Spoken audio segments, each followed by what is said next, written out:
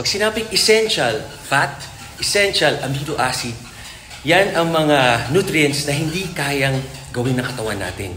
Kailangan makuha sa whole foods, ibig sabihin kinakain natin, or supplements.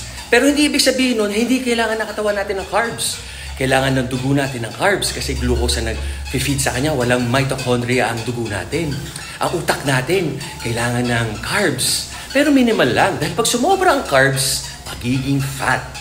So, di ba? Minsan pag sobrang dehydrated tayo, kung may muscle tayo, ang nababurn natin fat. Pero kung di tayo nag-workout, wala tayong muscle.